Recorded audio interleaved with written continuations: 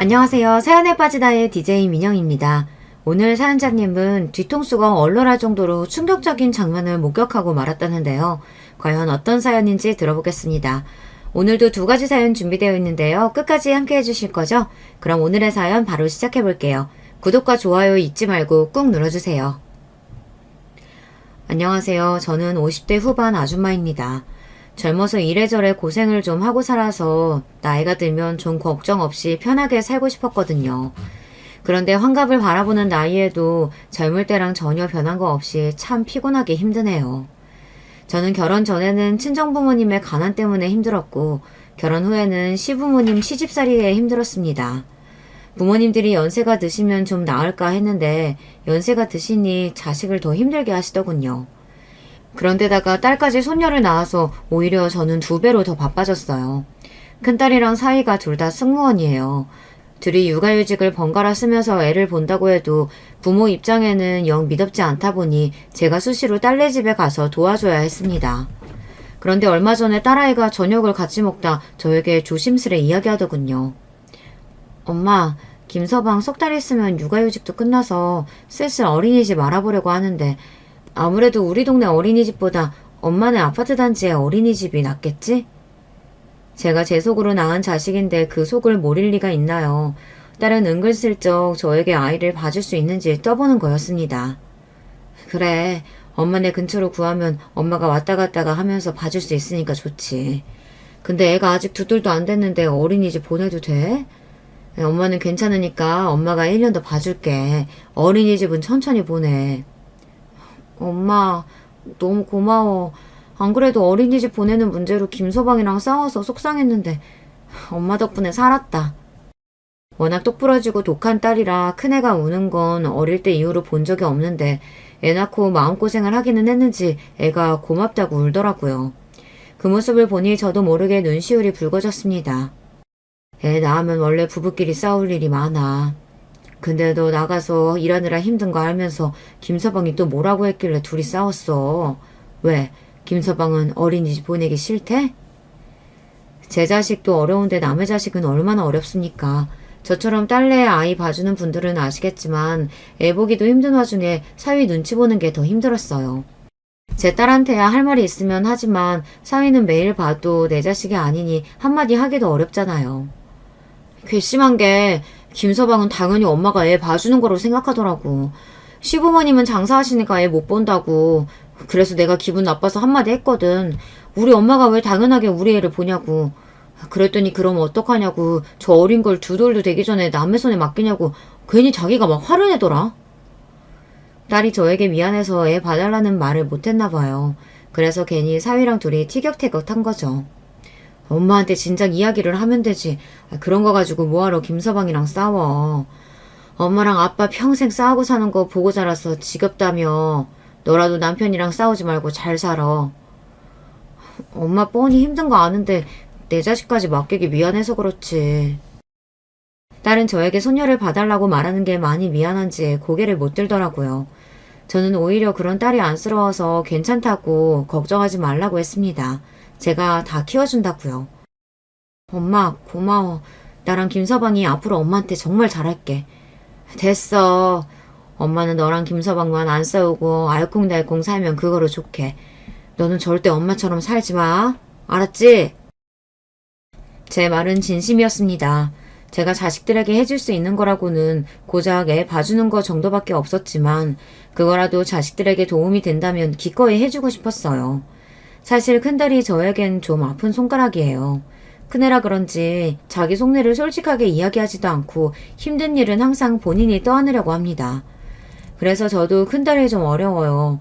결혼하기 전에는 더 그랬는데 그나마 아이 낳고 육아휴직 하면서 1년 동안 매일 붙어있다 보니 그래도 엄마인 제가 의지가 좀 되기는 하는지 딸도 저에게 힘들다고 말도 하고 사위 욕도 하고 하더라고요. 남들은 자식이 그러면 귀찮다고 하는데 저는 은근 기분이 좋았어요. 사실 큰딸이 소년 낳기 전에는 저와 사이가 썩 좋지 않았거든요. 둘째 딸이나 막내하고는 그렇지 않은데 이상하게 큰애랑 둘이 있으면 그렇게 싸웠어요. 첫애라 저도 못 모를 때 낳아서 키우느라 실수도 많이 하고 애를 고생시키기는 했지만 그래도 그렇지 애가 무뚝뚝해도 너무 무뚝뚝해요. 사춘기가 심하게 와서는 제가 가깝게 지내려고 노력해도 애가 자꾸 밀어내더라고요. 더군다나 제 속으로 낳은 자식인데도 저랑 뭐 하나 비슷한 게 없어요. 성격이나 취향, 취미, 심지어 식성까지 저보다 남편을 많이 닮았습니다. 저는 그냥 눈에 보이는 대로 너는 아빠를 많이 닮았다고 이야기한 건데 큰딸은 제가 말만 해도 과민하게 반응했습니다. 네 생일이라 오랜만에 나가서 외식 좀 하려고 했더니만 너는 어쩜 입맛까지 네 아빠를 닮아서 기껏 생일날 추어탕을 끓여달래. 제 속으로 나왔지만 참 희한해요. 저는 추어탕이니 청국장이니 냄새나는 음식은 입에도 안 되는데 애 셋 중에서 유독 큰딸만 그런 음식을 좋아해요. 애들이라면 환장하는 피자나 치킨보다 순댓국이니 국밥이니 이런 걸 덜 좋아했어요. 나가서 먹는 것도 별로 안 좋아하고요. 내 생일이라 먹고 싶은 거 있으면 말하라고 해서 말한 건데 기껏 말했더니 왜 또 아빠까지 끌어들이면서 뭐라고 해. 해주겠다는 거야 말겠다는 거야. 평상시엔 말도 없고 무뚝뚝한 애가 자기 아빠 이야기만 하면 유독 더 예민하게 굴었습니다. 심지어 제가 별뜻 없이 남편 이야기를 해도 듣고 싶어 하지 않았어요. 큰딸이 20살이 되자마자 독립해서 나가 살았어요. 중학교 때부터 자기는 대학 가면 무조건 나가 살 거라고 노래를 부르더니만 정말로 대학 입학하자마자 나가더라고요. 공부하느라 바빴을 텐데도 혼자 틈틈이 아르바이트해서 월세 보증금을 모아뒀더라고요. 솔직한 마음은 저나 남편이나 큰딸을 내보내고 싶지 않았지만 큰딸 마음이 워낙 강경해서 말릴 수가 없었어요. 한편으로는 딸이 이해가 됐거든요. 이 지긋지긋한 집구석 얼마나 나가고 싶으면 그랬을까 싶어서요. 당시에 집도 좁은데 한 달의 절반을 시부모님이 와 계셨기에 애들이 힘들어하긴 했어요.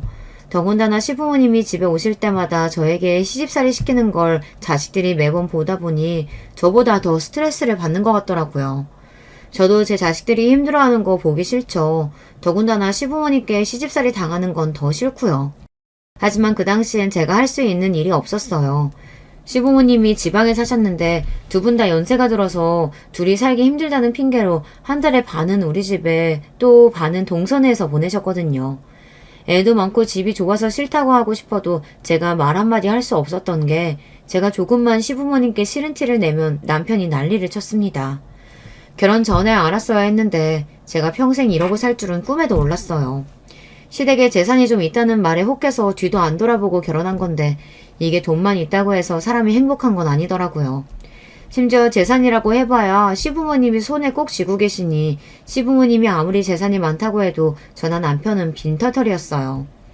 남편은 전기회사에 다니는 기술자예요. 기술이 있어서 회사에서 잘릴 일은 없었지만 월급이 쥐꼬리라 남편 월급 가지고 애새 키우기는 항상 빠듯했습니다. 제가 애새 키우면서 아르바이트를 하지 않으면 집안이 돌아가질 않았어요. 시댁은 대대로 재산이 많은 집이라 대궐 같은 기와집에다가 그 집 근처에 있는 땅이랑 산이 다 시아버지 거예요. 남편은 시부모님이 돌아가시면 그 재산 다 장남인 본인에게 올 거라고 기대하면서 시부모님 말이라면 항상 덜덜했습니다. 하지만 제 생각은 달랐어요. 남편이 장남이긴 해도 남편 밑에 시동생보다는 사람이 좀 모자라요. 직장도 시동생보다 변변찮고 저도 동서에 비하면 잘난 게 하나도 없습니다. 시부모님도 항상 저희네와 동서네를 비교하시는데 은연중에 동서와 시동생을 더 챙기시고 예뻐하시는 게 제 눈에는 보여요. 아무것도 모르는 남편은 시동생에게 지지 않기 위해 부단히도 노력합니다. 그 덕분에 저와 동서만 매번 시부모님 시중을 들어야 했죠. 시부모님은 그리 의리한 집을 놔두고도 항상 좁은 아들네 집에 와서 며느리들의 시중을 들게 하셨어요. 말은 본인들이 연세가 들어서 밥도 못 해먹을 정도로 힘들어서라고 하지만 우리 집에 와서 저한테 잔소리하실 때 보면 아주 힘이 넘치세요.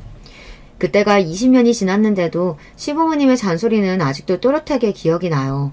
항상 동서랑 비교하시면서 제가 차려준 밥상을 한 번도 맛있다고 한 적이 없어요. 이래서 집안의 맏며느리는 잘 들어와야 하는 건데 애미가 워낙 없는 집에서 자라서 그런가. 애미 너는 왜 그렇게 손이 작냐? 식구가 몇인데 고기를 이것밖에 안 했어? 부자면 뭐래요.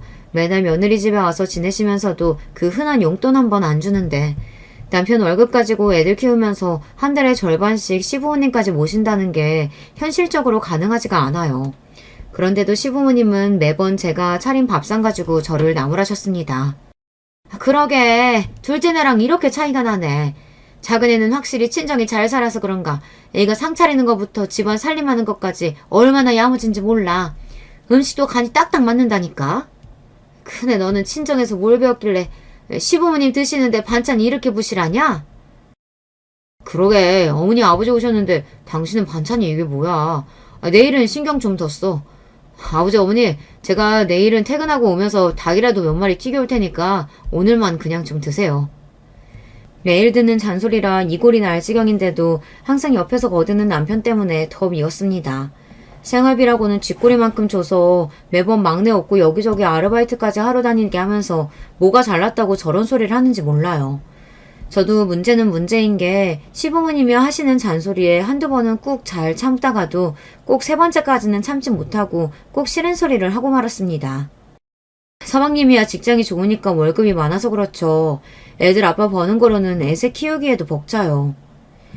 말해봐야 어차피 소용없다는 걸 알면서도 저는 저도 모르게 꼭 말을 해서 한 소리를 더 들었습니다. 어머, 얘 시부모님 앞에서 말하는 것 좀 봐. 너 지금 우리 앞에서 내 아들 능력 없다고 무시하는 거니? 너는 어쩜 맏며느리라는 애가 그렇게 생각이 없냐?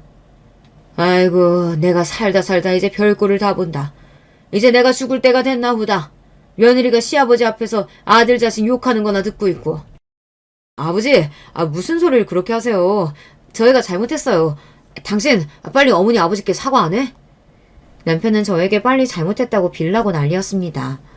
저는 한숨이 절로 나왔어요. 하루 종일 시부모님 밥상 차리고 청소하고 빨래까지 해다 바치면서 이제는 말 한마디 했다고 빌기까지 하라네요. 그때였어요. 전혀 생각지도 못한 일이 벌어졌습니다. 할머니, 할아버지, 우리 엄마가 해주는 밥 맛 없으면 우리 집에 안 오면 되지. 왜 자꾸 와서 우리 엄마 힘들게 만들어요? 안 그래도 우리 엄마 아빠랑 사느라 힘들어하는데 할머니, 할아버지까지 우리 엄마 괴롭혀서 우리 엄마 이제 아예 집 나가버리면 할머니, 할아버지가 책임질 거예요? 당시에 중학생이던 큰애가 나서서 시부모님께 소리를 지르더라고요. 저는 놀라서 큰애에게 왜 그러냐고 방에 들어가라고 했습니다. 그런데도 딸은 씩씩거리면서 시부모님을 노려봤어요. 뭐야? 이 기집애가? 어디 감히 되바라지게 어른들이라 끼어들어? 예미 너는 대체 딸려 교육을 어떻게 시켰길래 애가 이런 말을 하게 만들어? 너 설마 애들 앞에서 집 나간다는 소리도 하니? 아니에요, 어머님. 제가 집을 나가긴 왜 나가요? 그런 거 아니에요. 애가 괜히 어른들끼리 큰 소리 내니까 놀라서 그런가 봐요. 제가 단단히 주의 줄게요. 저야 이미 시부모님께 예쁨 받기는 이미 글렀지만 그래도 손주들이라면 끔찍하게 생각하시는 분들인데 괜히 저 때문에 큰애까지 시부모님 눈밖에 나게 하고 싶지는 않았어요. 그래도 큰애는 공부 잘한다고 시부모님이 예뻐해 주시고 용돈도 주고 하셨는데 괜히 미움받아봐야 좋을 게 없으니 저는 나서서 주의 주겠다고 했습니다. 그런데 그때 큰애가 굳이 안 해도 될 말을 하고 말았어요. 엄마가 뭘 잘못한 게 있다고 자꾸 죄인처럼 굴어. 우리 집에서 죄인은 아빠잖아. 할머니, 할아버지, 아빠 바람 피웠어. 바람 피우다가 우리한테 걸렸다고. 혼나도 아빠가 혼나야지 왜 자꾸 엄마한테 그래? 저는 순간 가슴이 철렁 내려앉는 것만 같았습니다. 안 그래도 시아버지께서 항상 남편을 시동생이랑 비교하시면서 가장구실 못하는 못난 놈 취급하는데 바람을 피웠다는 사실까지 알게 되셨으니 더 한심하게 생각하실 게 뻔했어요. 뭐 바람? 아이고, 못난 놈이 하다 이제 바람까지 피워? 내가 죽어야지. 아이고, 당신 뭐해? 당장 짐 싸. 내가 다시는 너희 집에 오나 봐라. 아버지 아니에요. 제가 무슨 바람을 피웠다고. 애가 괜히 뭘 몰라서 하는 소리예요. 시간도 늦었는데 그냥 주무시고 가세요. 됐다. 너는 나이만 처먹었지 어릴 때랑 달라진 게 하나도 없다. 우린 당장 둘째 내로 갈 테니까 얼른 택시 불러. 그날 밤 시부모님은 곧장 짐을 싸서 그대로 동선의 집으로 가버리셨습니다. 택시에 올라타면서 시어머니께서 저를 쏘아보시는데 손발이 다 저리더군요. 잘한다. 왜? 아예 동네방네 스피커에 대고 소리라도 지르지? 내 남편 바람났다고. 평소 같았으면 저도 안 그래도 동네 사람들이 다 안다고 바로 말대꾸를 했겠지만 그날은 그럴 힘도 없었어요. 제가 그때까지 힘겹게 참고 산 세월이 한순간에 와장창 무너지는 것 같더라고요. 더군다나 적반하장이라는 말에 딱 맞게 그날 저녁 남편이라는 인간은 본인이 저지른 일은 모르고 오히려 저와 큰애에게 소리를 질렀습니다. 잘한다 잘해. 어미라는 게 자식 입단속 하나 못 시켜서 이런 사단을 만들어. 이제 다시는 우리 집에 안 오신다는데 이러다가 아버지 재산 다 재영이 놈한테 가면 당신이 책임질 거야? 바람은 네가 피워놓고 내가 그걸 왜 책임져? 나도 모르겠으니까 쓸데없는 소리 하지 말고 들어가서 잠이나 자. 안 그래도 속 시끄러워서 죽겠는데 남편까지 자꾸 짜증나는 소리를 하니 머리가 터질 것만 같았습니다. 더군다나 문제는 거기서 끝이 아니었다는 거예요. 다음날 오후 동서에게 연락이 왔는데 저는 더 황당한 일을 겪었습니다. 오랜만에 전화를 건 동서가 제게 따지듯 말을 하는데 기가 막히더군요. 형님은 이번 주까지 아버님 어머님 모시기로 하셨으면 약속을 지키셨어야죠. 연락도 없이 그냥 가시라고 하면 어떡해요. 제가 어젯밤부터 얼마나 고생했는 줄 아세요? 물론 제가 동서였어도 연락도 없이 갑자기 시부모님이 들이닥쳤으니 화가 날 만합니다. 하지만 동서도 어제 우리 집에서 있었던 일을 이미 다 들었을 텐데 저에게 따지듯 이야기를 하니 기분이 좋지는 않더군요. 우리도 어제는 일이 많아서 내가 미처 동서한테 연락을 못했네. 미안해. 근데 동서도 어머님 아버님 성격 알잖아. 우리가 말린다고 안 가실 분들인가? 그러게 자식 단속을 하셨었어야죠. 애가 할머니 할아버지 앞에서 그런 소리까지 하게 하시면 어떡해요. 암튼 수정이 걔도 진짜 애가 참 독해요. 자기 아버지 바람 피웠다는 소리를 어떻게 표정 하나 안 변하고 그렇게 독하게 어른들 앞에서 한대요? 저를 무시하고 저를 함부로 대하는 건 상관없어요. 시댁에서 항상 제가 당하던 일이니까요. 하지만 제 자식까지 저랑 같은 취급을 하는 건 아무리 어리석은 저라도 참을 수가 없었습니다. 동서가 뭘 한다고 우리 수정이에 대해 떠들어? 우리 수정이가 얼마나 속상했으면 그랬겠어. 암튼 어머님 아버님 일은 미안하지만 어쩌겠어. 이제 우리 집은 안 오신다는데. 앞으로는 동서가 알아서 좀 해줘. 형님, 아주버님 바람 피웠다고 이제 시댁이고 뭐고 신경 안 쓰시는 거예요? 그러다가 아버님께서 아주버님한테 아무것도 안 물려주셔서 낙동강 오리알 되면 어쩌라고 그러세요? 동서는 원래도 본인이 대학도 나오고 친정이 좀 잘 산다고 제 앞에서 어지간히 잘난 척을 했었어요. 저야 대학 문턱 구경도 못했고 친정도 구질구질 하다 보니 의뢰에 기가 죽어 지금까지 동서 앞에서 제대로 말도 못했었지만 이제는 그게 다 무슨 소용인가 싶더라고요. 거지 같은 남편이랑 꾸역꾸역 참고 산 게 자식들 때문이었는데 자식들도 제가 참고 지질궁상으로 사는 건 싫다고 하니 저도 더는 참고 있을 필요가 없겠더라고요. 그깟 재산 좀 받겠다고 사람 개무시하는 시부모님 시중 들고 사느니 나는 그냥 재산 안 받고 마음 편하게 살래. 그게 낫겠어. 형님 진심이시죠? 괜히 나중에 저희가 시부모님 재산 다 물려받는다고 그때 가서 달라고 하시지나 마세요. 저는 진심이었습니다. 사실 생각해보니 제가 시부모님한테 백날 잘해봐야 시부모님이 저한테 재산을 주시겠어요. 당연히 남편한테 주겠죠. 남편이라는 인간 수중에 돈이 있어봐야 저한테 좋을 게 하나도 없는데 제가 고생해서 참고 살아봐야 좋을 거 하나 없겠더라고요. 지금까지 고생하며 산 것도 억울한데 이제라도 할 말은 하면서 살아야겠다 다짐했습니다. 저는 단지 자식들에게 참 미안해요. 부모가 못나서 평생 지지고 볶고 엉망으로 사는 꼴만 보고 살았으니 애들도 얼마나 힘들겠어요. 성인이 되자마자 집을 나가겠다는 큰딸 마음도 한편으로는 이해가 됐어요. 그래도 부모 입장에는 몸은 떨어져도 마음만은 멀어지고 싶지 않아 딸이 독립해서 나갔을 때도 저는 전화도 자주 하고 주말이면 큰딸 집에 반찬 가져다 주러 자주 갔어요. 가진 게 없어서 많이 해주지는 못하지만 그래도 제가 해줄 수 있는 거라도 해주려고요. 며칠 전에 너희 아빠가 감기 기운 있는지 사람이 힘이 하나도 없어. 몸살인지 입맛도 없다고. 그 좋아하는 술도 안 먹는다니까. 저 나름대로 딸하고 잘 지내고 싶어서 할 말이 없어도 이런저런 이야기를 했는데 그것도 제 욕심인지 딸은 저를 받아주지 않더라고요. 엄마는 매일 아빠 밥 챙겨주기 귀찮다고 하면서 아프다니까 그건 또 걱정돼? 암튼 신기하다니까. 아프든지 말든지 그냥 놔도 알아서 하겠지. 다른 일에는 그나마 그렇지 않은데 제가 남편 이야기만 하면 더 예민하게 받아들였습니다. 아유 쌀쌀하는 기집애. 제 아빠가 아프다는데 뭘 또 그렇게 못되게 말을 해. 나한테는 거지 같은 남편이라도 너한테는 아버지잖아. 제 딴에는 자식들한테 어려서부터 매일 남편이랑 싸우는 모습만 보여준 게 미안해서 그래도 우리가 잘 산다 보여주려고 한 소리인데 그런 말에도 큰애는 화를 냈어요. 저도 웬만해서 자식들과 싸우고 싶지 않았지만 나름 딸이랑 잘해보려고 하는 소리인데 딸이 받아주지 않으니 저도 모르게 화가 났습니다. 엄마야 아빠가 좋아서 선택하고 살았지만 나는 아빠 선택 안 했거든? 나는 아빠 싫어. 그러니까 아빠한테까지 괜히 좋은 딸 노를 바라지 마요. 엄마가 자꾸 그러면 엄마까지 불편해. 어릴 때는 몰랐는데 애가 커가면서 제가 무슨 말만 하면 화를 내니 언제부턴가 큰딸이랑 대화하는 게 긴장됐습니다.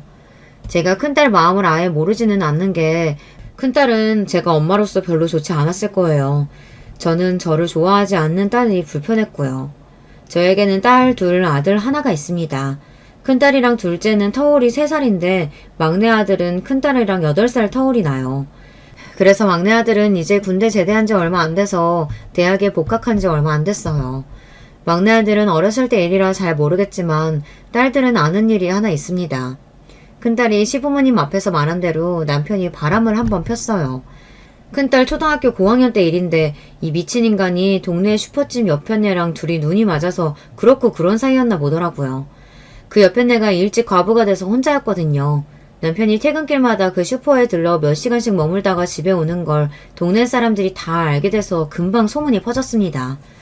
그때가 제가 30대였는데 제 인생에서 성격이 제일 괄괄했을 때예요. 친정부모님은 매일 돈 없다고 나한테 손 벌리지 시부모님은 재산을 빌미로 매일 집에 와서 시집살이를 시킬 때라 저도 항상 화가 나 있었을 때였거든요. 지금 같았으면 안 그랬겠지만 그때는 남편이 그러고 다닌다는 이야기를 남에게 듣는 게 더 싫어서 잠시 이성을 잃었습니다.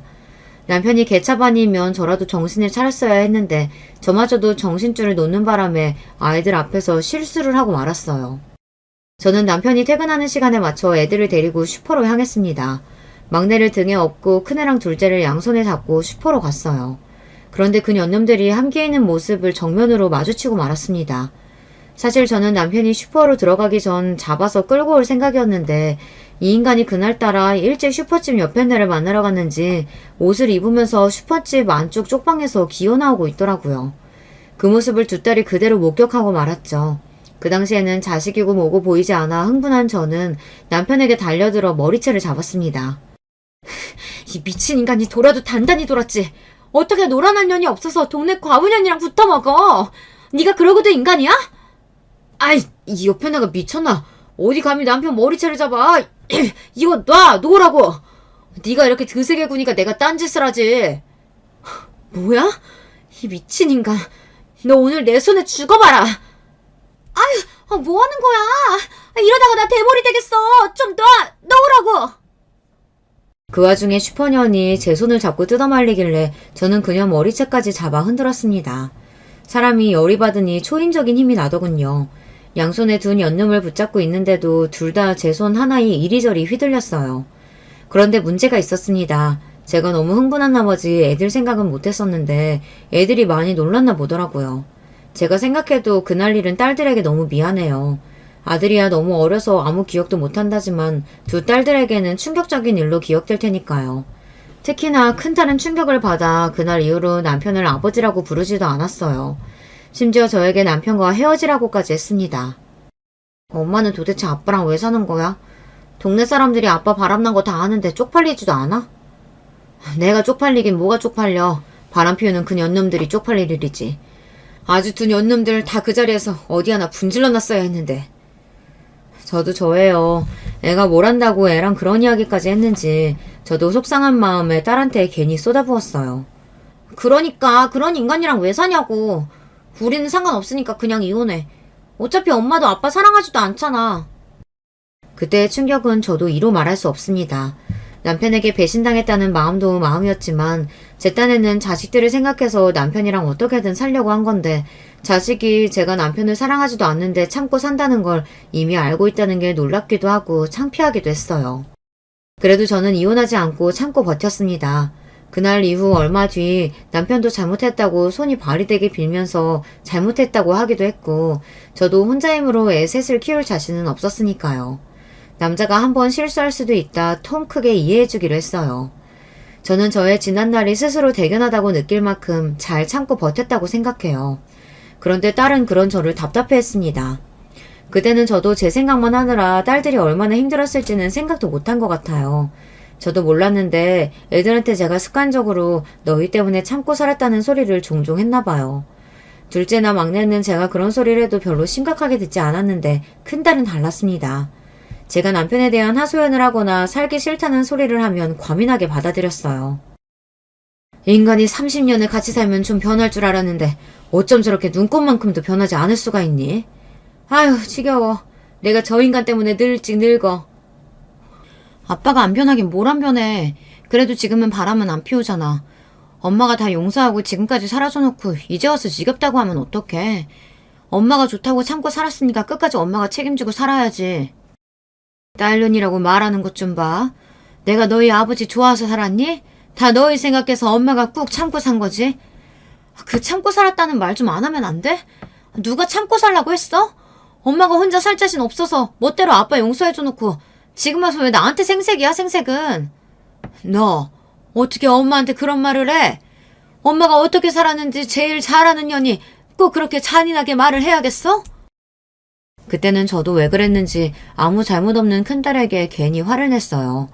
저에게 상처되는 일이면 아이들에게도 똑같이 상처가 되는 일이었는데 마치 제가 혼자 피해자인 것처럼 딸에게 위로까지 받고 싶어 자꾸만 하소연을 하고 투정을 부렸습니다. 딸이 듣기 싫다고 하는데도 말이죠. 난 진작부터 엄마한테 아빠랑 헤어지라고 했어. 엄마가 마음대로 팔자 꼬아놓고 자꾸 징징거리지 마. 나도 사는 거 힘들어 죽겠는데 도대체 언제까지 엄마 하소연만 들어줘야 돼? 알았다, 알았어. 내가 누구를 탓하겠니? 평생 자식하고 남편만 생각하면서 참고 산 내가 바보지.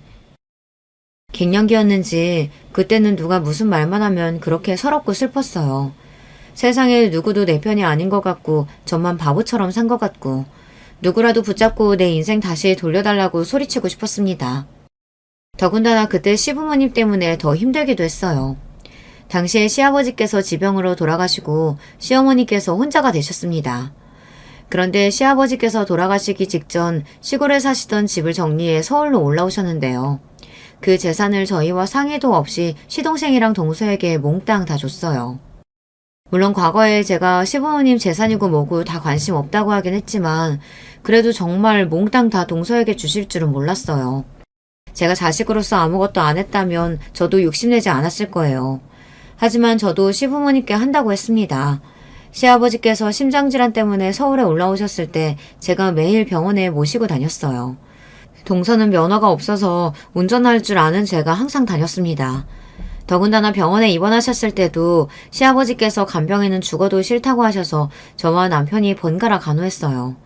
동서랑 시동생은 일 핑계, 애들 핑계로 주말에 빼꼼 시아버지께 얼굴만 비추고 말았습니다.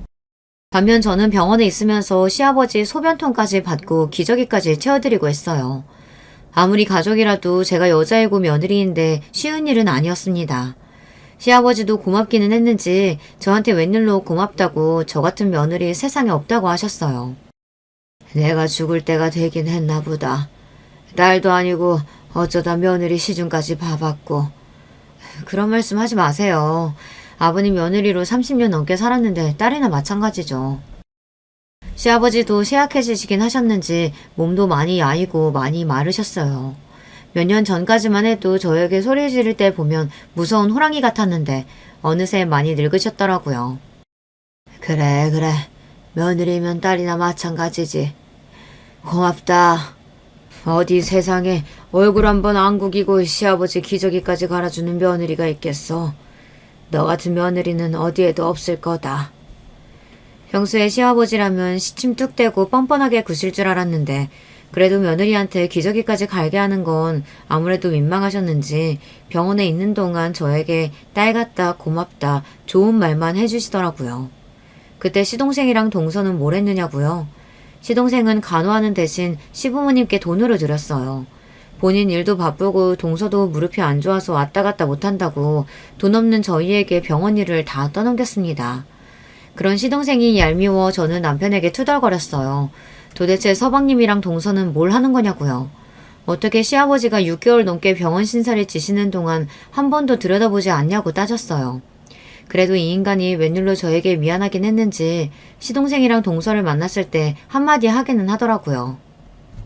재영이 너는 아무리 바빠도 아버지 병원 계실 때 한번 들여다보긴 해야지. 어떻게 된 게 일 핑계만 대고 얼굴 한 번을 안 비추냐? 네가 안 되면 재수씨라도 보내든가 해야지. 나랑 네 형수랑 둘이 번갈아 가면서 병원에서 사느라 우리 집안 꼴 아주 엉망이야. 평소에는 시아버지 눈치 보느라 시동생한테 말 한마디도 못하더니만 몇 달 아들 노릇 좀 했다고 웬일로 어깨 펴고 말하더라고요.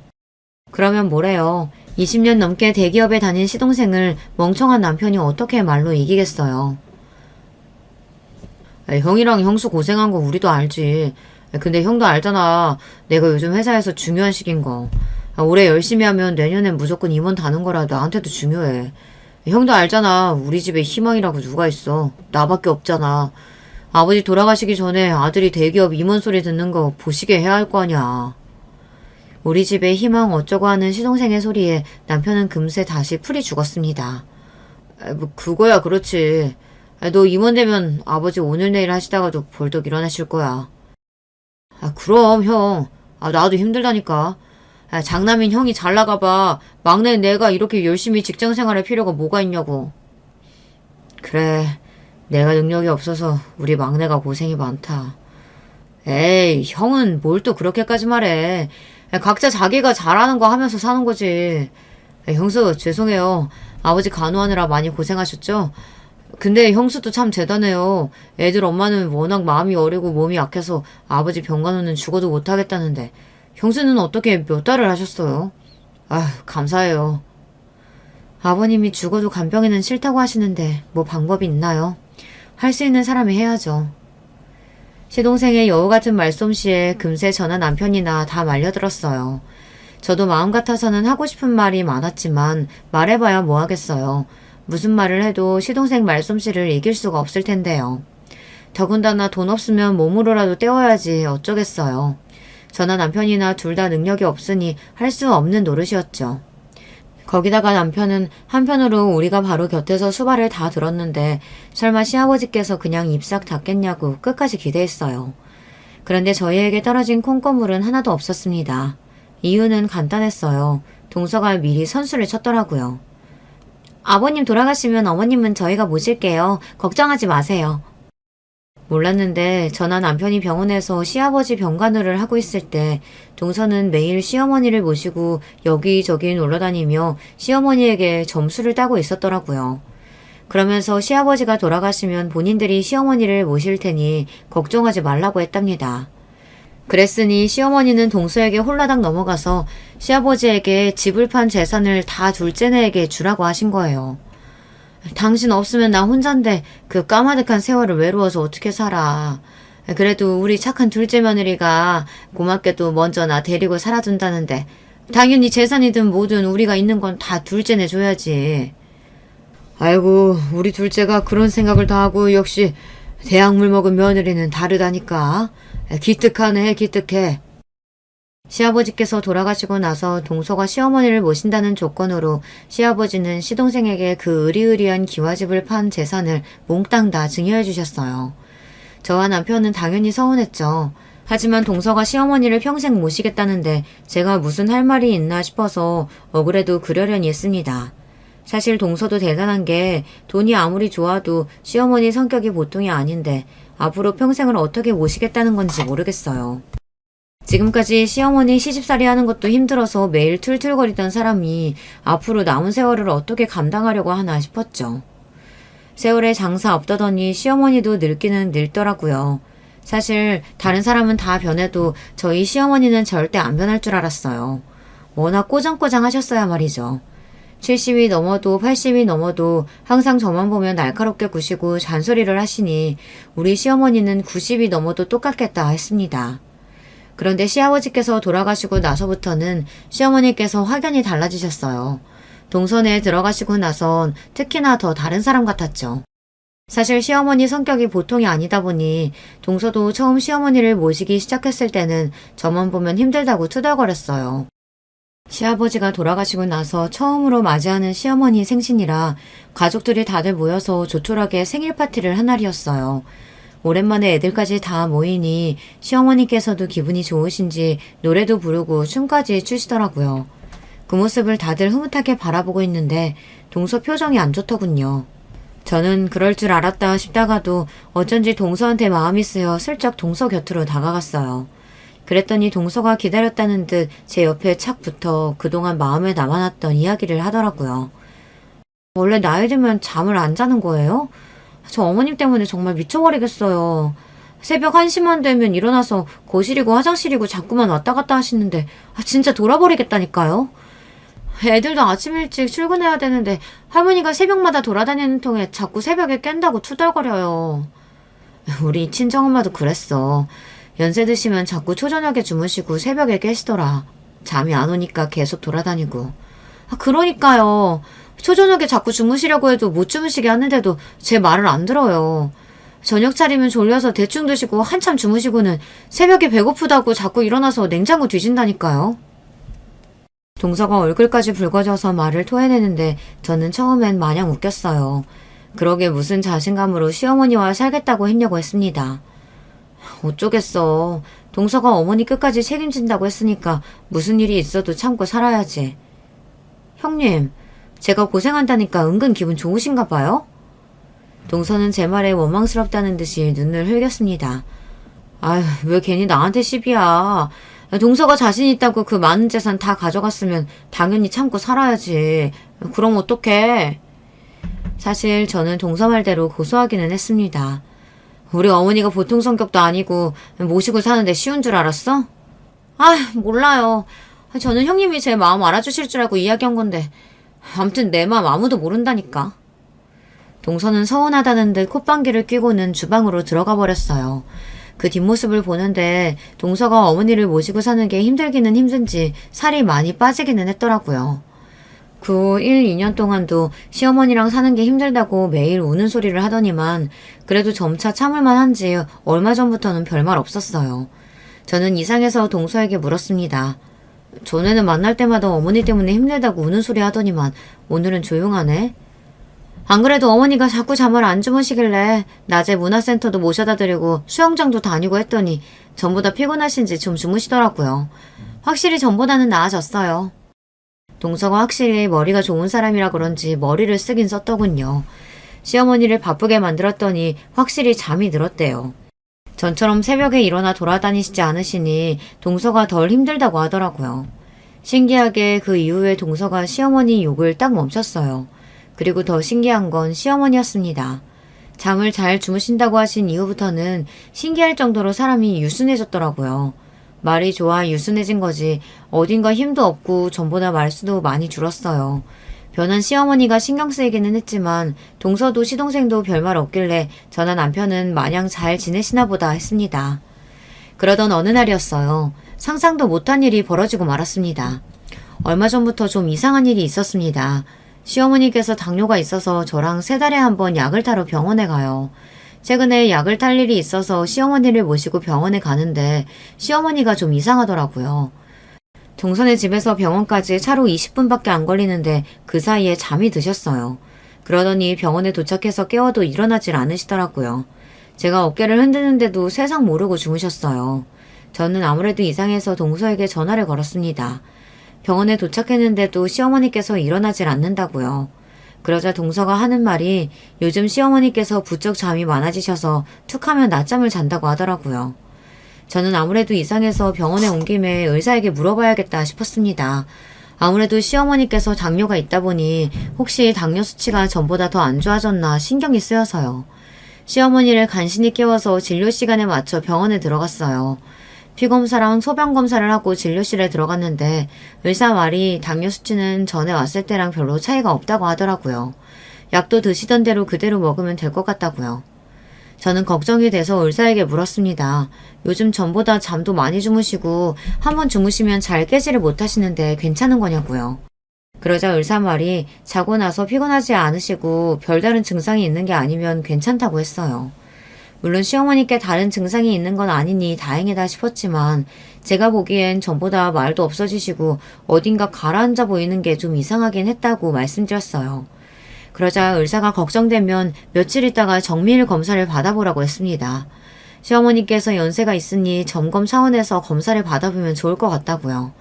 저도 그게 좋을 것 같아 다음 주로 병원 예약을 잡아놓고 시어머니를 동선에 모셔다 드리고 왔습니다. 그리고 한 주 뒤 병원에 가기 위해 시어머니를 모시러 동선회에 갔어요. 나 아직 아침 안 먹어서 둘째가 밥 차리고 있어. 큰애 너도 안 먹었으면 같이 먹자. 병원 예약 시간 얼마 안 남았는데 아직 식사 안 하셨어요? 벌써 10시가 넘었는데. 제가 알기론 시어머니는 오전 8시, 9시면 아침을 드시는 걸로 아는데 10시가 넘을 때까지 식사를 안 하셨다고 하더라고요. 저는 놀라서 아침을 차리고 있다는 동서를 찾아 주방으로 들어갔습니다. 그런데 제가 주방으로 들어가자 동서가 화들짝 놀라더니 어머니가 드실 밥에 뭔가 넣다가 놀라서 손에 있는 걸 허리 뒤로 빠르게 숨기더라고요. 저는 아무래도 이상해서 동서에게 다가갔습니다. 내가 병원 10시 예약이라고 했는데 어머님 아직도 아침 안 드셨어? 그게 사실은 어머님이 조금 전에 일어나셨어요. 제가 아무리 깨워도 안 일어나셔서 어머니 성격 아시잖아요. 배고프면 아무것도 못 하시는 거. 좀 늦어도 아침은 드시고 가셔야 할 것 같아요. 어머, 형님 뭐 하시는 거예요? 동서가 뭔가 숨기는 듯한 얼굴로 제 눈도 마주치지 못하며 말을 웅얼거렸습니다. 저는 아무래도 이상해서 저는 동서의 등 뒤로 다가가 허리춤에 숨긴 물건을 낚아챘습니다. 그러자 동서가 어쩔 줄 몰라 하더니 제가 뺏은 물건을 다시 뺏기 위해 저에게 달려들더군요. 동서의 행동에 놀란 저는 황급히 손에 들고 있던 물건을 확인했습니다. 그런데 작은 통에 가루로 된 약이 들어있더라고요. 동서 왜 이래? 도대체 어머니 밥에다가 뭘 넣었길래 그러는 거야? 이거 뭐야? 형님, 그게 뭐냐면요. 사실은 수면제예요. 이거 먹으면 노인네가 조용히 자길래. 동서의 말에 저는 놀라서 입을 다물지 못했습니다. 그리고 수면제라고 말하는 동서의 눈동자도 잔뜩 풀린 게 이상했어요. 동서, 설마 지금 80이 넘은 노인네한테 매일 수면제를 먹인 거야? 저는 너무 황당해서 말도 제대로 안 나오는데 동서는 뻔뻔하게 짝이 없더라고요. 80 넘었으면 이제 살 만큼 사셨잖아요.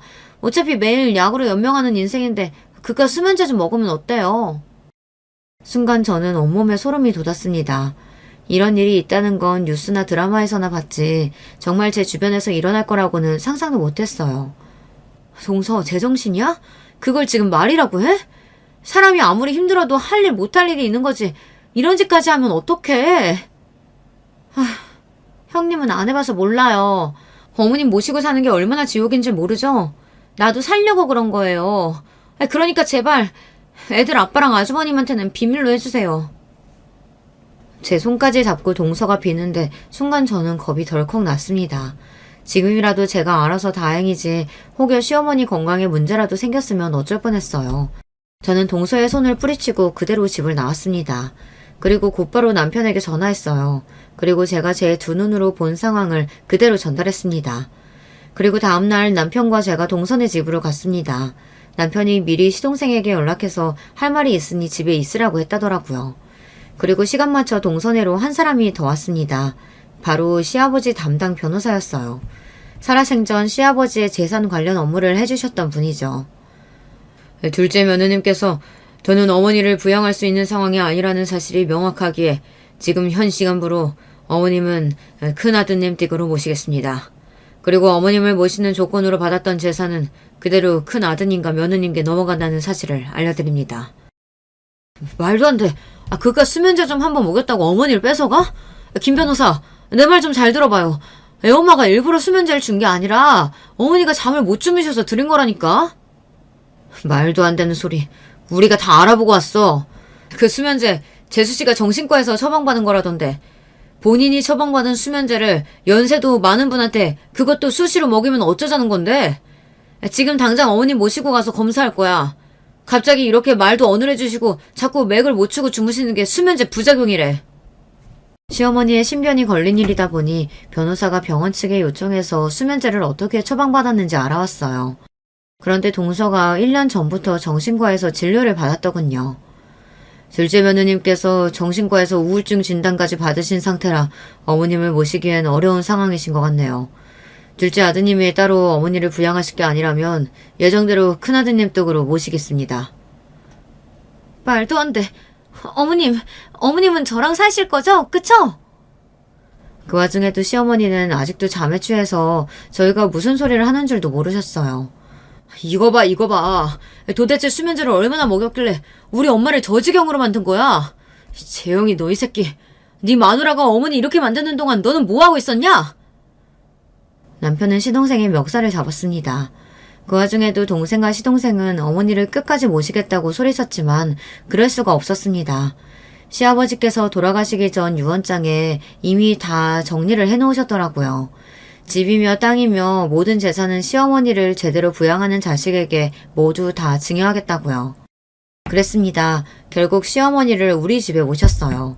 시어머니의 상태는 수면제 과다 복용으로 인한 부작용이 맞았어요.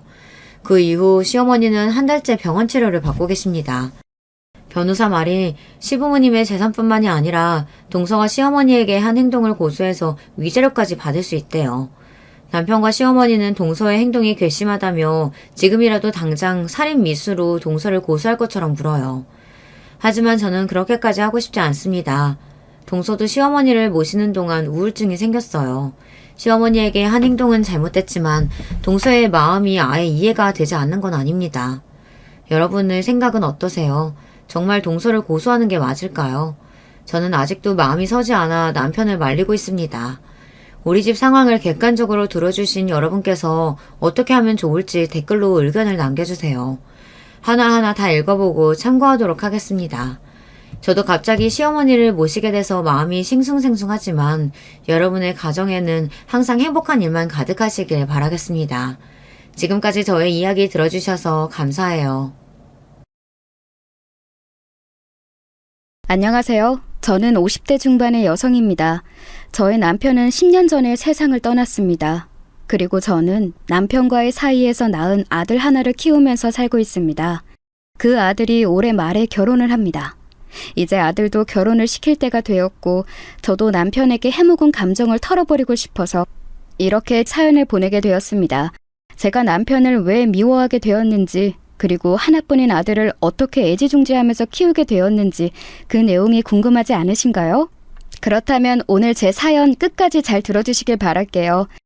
저는 가난한 시골의 농부의 딸로 태어났습니다. 제 위로 오빠가 하나 있고 밑으로는 남동생이 있었습니다.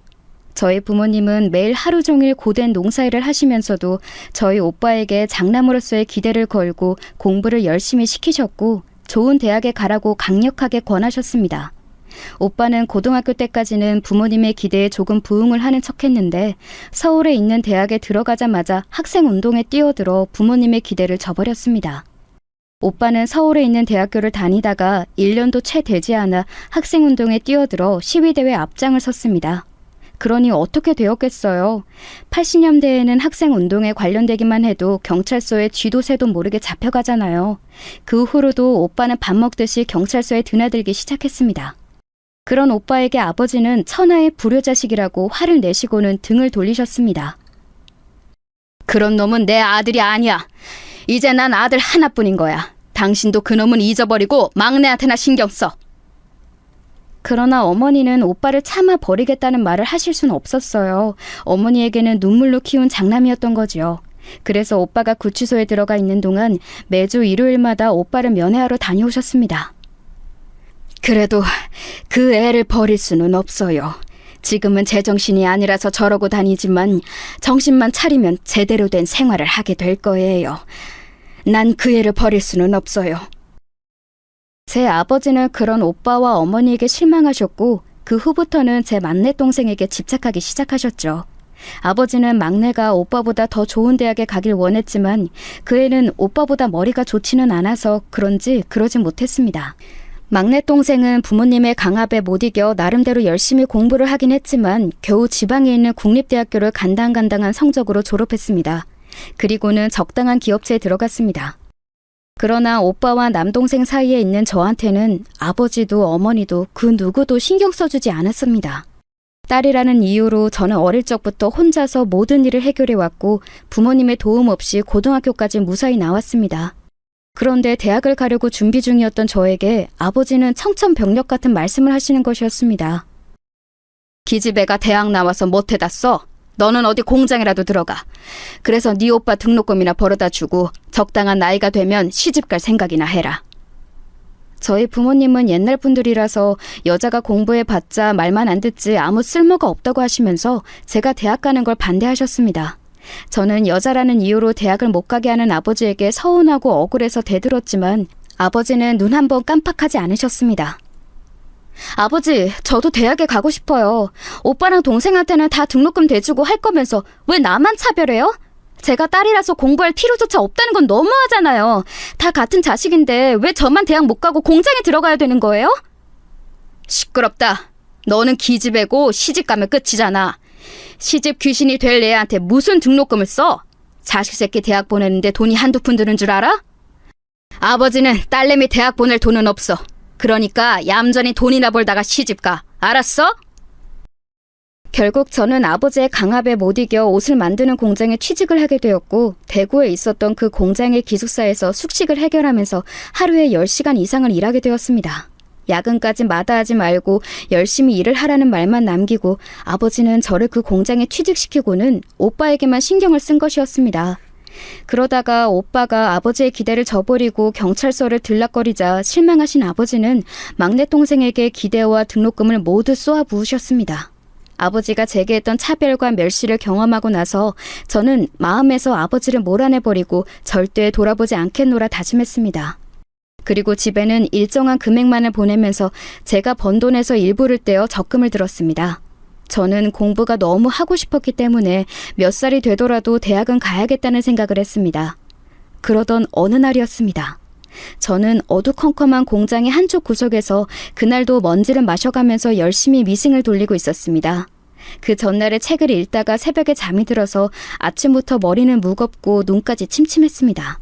그렇게 비몽사몽간에 위험천만하게 미싱을 돌리고 있던 저에게 아버지가 찾아오셨습니다. 저는 갑자기 찾아온 아버지가 반갑다기보다는 겁이 났고 만나고 싶지 않았습니다. 그런 날은 꼭 돈을 요구하시거나 돈이 될 만한 것은 무엇이든 저에게서 빼앗아 가시곤 했던 안 좋은 경험 때문이었습니다. 그러나 아버지는 그런 제 마음을 전혀 싹 무시하셨던 건지 제 얼굴을 보자마자 싱글벙글 웃으면서 저한테 물으시는 것이었습니다. 일은 잘하고 있냐? 어디 아픈 곳은 없고? 무슨 일이신데요? 또 돈 달라고 오신 건가요? 무슨 그런 섭섭한 말을 하냐. 이제까지 이 애비가 너한테 돈만 가져가는 악덕 빅쟁이였냐? 너는 도대체 나를 어떻게 생각하는 거야? 그래도 나는 애비 노릇한다고 너한테 좋은 혼처 자리 소개해주려고 왔건만. 이래서 딸년들은 걷어 키워봤자 아무 쓸모가 없다는 거다. 아버지는 퉁명스럽게 받아치는 제 태도가 마음에 들지 않으셨는지 여느 때와 마찬가지로 눈에 힘을 주고 한바탕 잔소리를 쏟아내셨습니다. 그러나 저는 아버지가 가지고 온 소식도 관심이 없었고 지긋지긋하게 저를 괴롭혀대는 아버지 얼굴도 보고 싶지 않았습니다. 저는 어두운 얼굴로 아버지에게 요청했습니다. 그만 가주세요. 아버지가 원하는 혼처 따위는 관심 없어요. 저 이제 21살이에요. 결혼할 생각도 없고 지금은 아버지가 그저 제 돈만 안 뺏어 가셨으면 하는 바람밖에 없으니까요. 그럼 안녕히 가세요. 제가 냉정하게 말하며 일어나려고 몸을 일으키자 아버지가 제 팔을 확 잡으면서 강제로 다시 끌어다 의자에 앉혔습니다. 그리고는 마치 으르렁대듯이 저에게 말씀하셨습니다. 네 년이 무슨 권리로 이 애비한테 그런 소리를 해? 감히 애비 말을 안 듣다니 정신이 빠진 거야? 이제껏 먹여주고 키워줬더니 은혜를 원수로 갚으려는 거냐? 이 남자는 건실한 사람이니까 군소리하지 말고 시집갈 준비나 해. 저는 피폐해질 대로 피폐해진 메마른 감정으로 아버지를 대했다고 생각했는데 그때는 무슨 악에 바쳤었는지 잡힌 제 팔을 힘껏 뿌리치고 휴게실을 뛰쳐나가 버렸습니다. 그리고는 저를 쫓아오시는 아버지의 면전에 대고 분노에 차서 크게 소리를 질렀습니다. 아버지가 무슨 권리로 저한테 시집가는 것을 강요하세요? 그럴 권리가 아버지에게는 없어요. 가세요. 그리고 저 다시는 찾아오지 마세요. 저년이 너 거기에 안 서? 잡히면 죽여버릴 줄 알아, 이 배은망덕한 년아! 아버지는 마치 지옥에서 온 저승사자처럼 저희 뒤를 쫓아 달리셨습니다. 저는 덜덜 떨면서 아버지를 피해 공장을 뛰쳐나왔습니다. 그리고 사거리에서 택시를 타고 바로 시외버스 터미널로 가서 가지고 있던 돈을 탈탈 털어 서울로 도망쳤습니다. 그렇게 저희 서울 생활은 시작되었던 것이었습니다. 서울로 도망친 저는 달동네에 방을 한 칸 얻고 서울에서 식당 설거지부터 건물 청소까지 온갖 허드렛 일을 해서 돈을 벌었습니다. 혼자 살면서 고등학교밖에 안 나온 여자가 할 수 있는 일은 그리 많지 않았기에 저는 닥치는 대로 뭐라도 해서 악착같이 돈을 모았습니다. 그러다가 가라오케 주점을 운영하던 그 여자를 만났습니다. 처음에는 그 가라오케 주점을 청소하는 일을 했었던 저는 그녀를 언니라고 부르며 잘 따랐고 그 여자도 가난한 저에게 공짜 밥과 지낼 잠자리를 주었습니다. 자기는 왜 이렇게 악착같이 일을 하니? 젊으면 다시 안 돌아와. 젊을 때 놀아봐야 하는데 여기서 일해볼래? 청소 말고 내가 여기 맡아서 관리해줄 사람 찾고 있는데. 제가 여기서 일해도 될까요? 그런데 전 노래도 못하고 술 따르는 여자가 될 생각은 없어요. 그때는 가라오케 주점에 술 따르는 여자들이 있어서 남자들이 단체로 회사에서 회식이라도 오면 같이 노래 불러주며 분위기도 띄우고 2차도 나가는 여자들이 많았습니다. 그런 여자들은 남자들과 나가면 대부분 불륜이나 몸을 파는 일을 한다고 알고 있었기 때문에 저는 아무리 돈이 궁해도 그런 일은 하고 싶지 않았습니다. 그 이야기를 하자 그 여자는 입맛을 다시더니 제 촌티나는 옷차림을 보고 한숨을 푹 쉬었습니다. 아휴, 그래. 자기는 그런 일 하기엔 조금 촌티는 난다. 몸매 잘 빠지고 키도 큰 것도 아니니까 이 가게 맡아서 경영하고 한 달에 한 번씩 나 만나서 보고만 해주면 돼. 자기 마음대로 경영하고 매달 입금만 잘해주면 난 상관없어. 어때? 해볼래? 예, 그렇다면 할게요. 저는 너무 감사하죠. 저는 사장님의 솔깃한 제안에 기쁘게 그러겠다고 했습니다. 그도 그럴 것이 다른 곳에서 일을 안 해도 거의 제가 뛰던 서너 군데 알바비와 같은 월급을 받을 수 있었고 숙식도 제공이 된다고 하니 얼마나 좋은 조건인가요? 아무리 달동네 방 한 칸이어도 보증금과 다달이 들어가는 월세는 아낄수록 좋잖아요. 저는 방 보증금을 빼서 도로 제 통장에 넣고 주점에 딸린 방으로 이사를 들어왔습니다. 사장님은 가라오케 주점 하나와 룸살롱도 하나 경영하는 서울에서 나름 성공한 큰손이었습니다. 저는 사장님의 요청에 따라 가라오케 주점을 거의 제가 경영하다시피 하는 위치에까지 올랐습니다. 매달 가라오케 주점의 수익을 정산해서 그녀에게 입금해주고 가게도 관리하면서 도우미들도 뽑는 등 젊은 나이에 사장으로서 할 일을 다 했습니다. 그렇게 서울 생활 3년 만에 저는 아끼고 아껴서 돈 5천만 원을 모았습니다. 그 돈으로 서울 외곽에 빌라를 한 채 사서 저는 그 집을 월세로 내놓아 다달이 35만 원의 불로소득을 받게 되었습니다. 제가 그 집을 계약하던 날 사장님에게 동행을 부탁하자 사장님은 놀란 눈치였습니다. 어머, 벌써? 여기서 일한 지 얼마나 됐다고 집 장사를 다 하고. 기집애 능력도 좋다. 너처럼 악착같은 애는 처음 본다. 젊을 때 경험은 많을수록 좋다고 언니가 말했잖아. 한 살이라도 젊을 때 놀아야 된다고. 나이 더 먹으면 연애도 못해. 얼른 연애 좀 해, 기집애야. 언니, 전 그럴 시간이 없어요. 쓸데없는 일에 청춘을 낭비할 순 없어요. 공부를 하고 싶거든요. 사장님은 연애보다 돈맛을 먼저 알았다고 하면서 저에게 핀잔을 줬지만 저는 한 살이라도 젊을 때 많이 벌어야 한다는 생각뿐이었습니다. 제 한 몸이야 가라오케 주점 안에 딸린 방 한 칸으로 충분했기에 저를 위해 집을 구하거나 돈을 쓴다는 생각은 감히 하지 않았습니다. 가라오케 주점에 와서 술을 마시고 몇 시간의 해방감을 위해 청춘을 낭비하는 제 또래의 대학생들을 보면서도 하나도 부럽다는 생각이 들지 않았습니다. 저는 목표를 가지고 있었기 때문이었습니다. 이렇게 돈을 모았다가 나중에 제가 원하는 공부를 해서 출세해야겠다는 결심을 했습니다.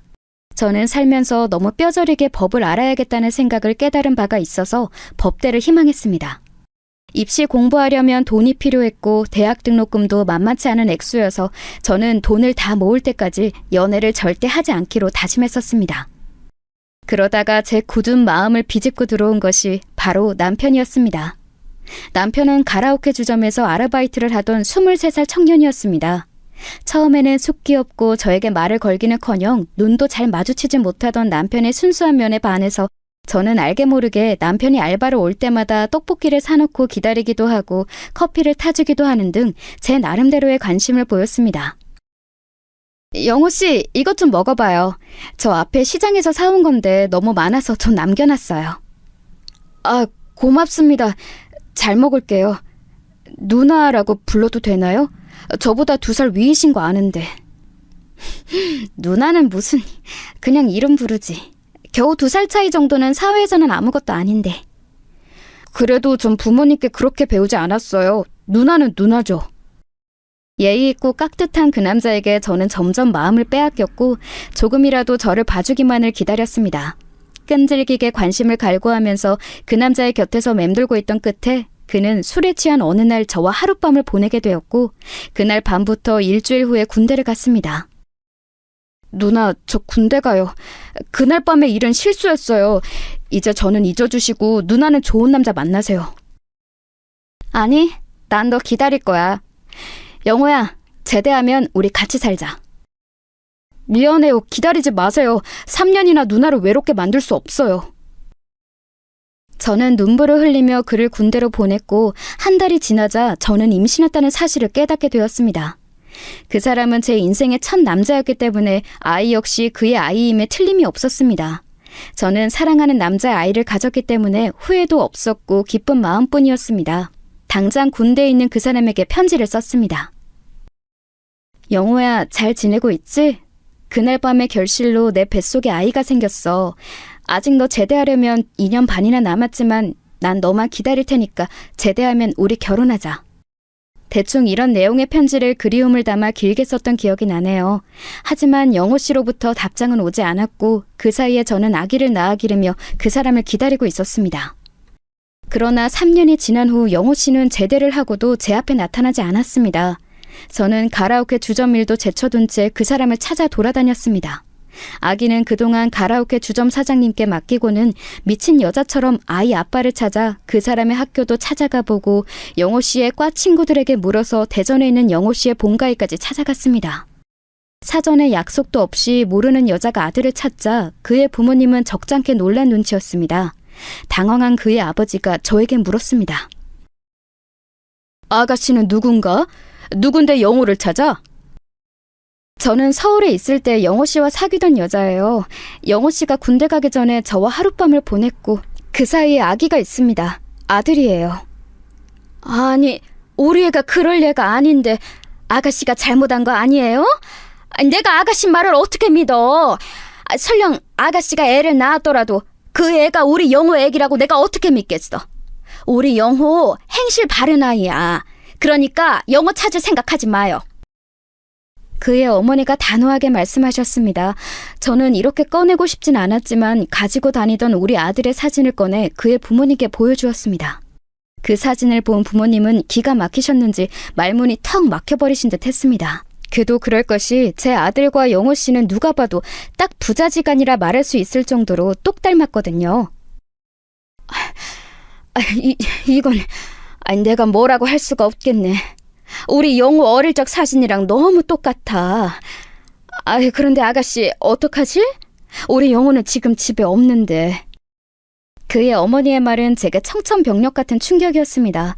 저는 이 말도 안 되는 소식에 다리 힘이 풀려 그 자리에 스르르 주저앉았습니다. 어디로 갔나요? 저 영호 씨 꼭 만나야 돼요. 제대하면 만나기로 약속했단 말이에요. 그 사람 어디 갔어요? 제 눈에서 하염없이 눈물이 흘러나왔습니다. 그런 저의 초췌한 모습을 보던 영호 씨의 아버지는 측은한 마음을 느껴서인지 제 거취를 물어보셨습니다. 우리 영호 중국으로 유학 갔어. 2년 후에나 돌아올 텐데 그동안 지낼 곳은 있나? 학생도 아닌 것 같고 나이도 지긋한 처자 같은데 설마 집도 없겠어요? 설마 당신 이 여자 같이 끼고 살 생각은 아니겠죠? 아니 그래도 우리 손주 낳은 애잖아. 인도적으로도 우리가 거둬야지. 우리 영호 핏줄이면 우리 핏줄인데.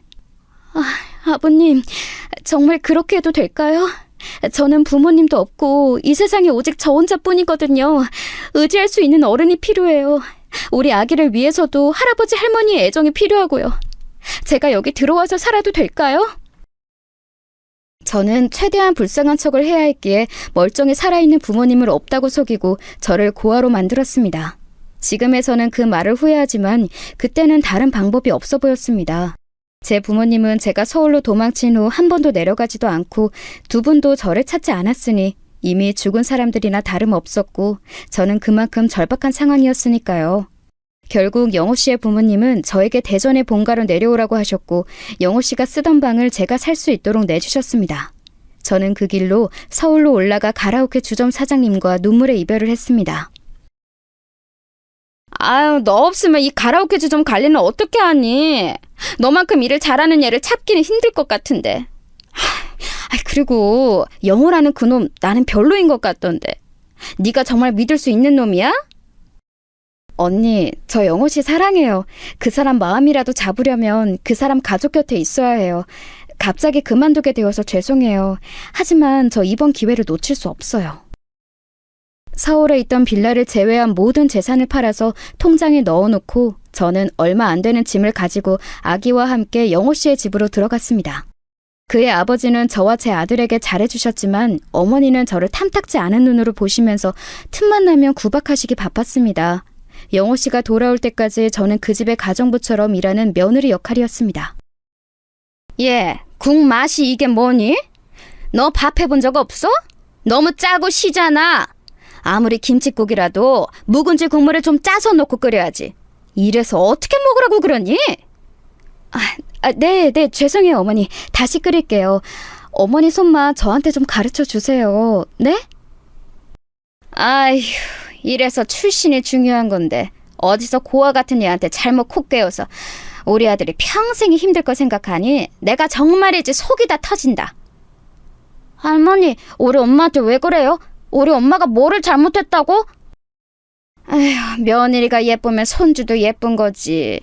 그런데 네 엄마는 할머니 말을 그렇게 안 들으니 이 할미가 네 엄마를 예뻐할 수가 있겠니? 너도 조심해. 손주라고 모든 게 용서되는 건 아니란다. 알겠니?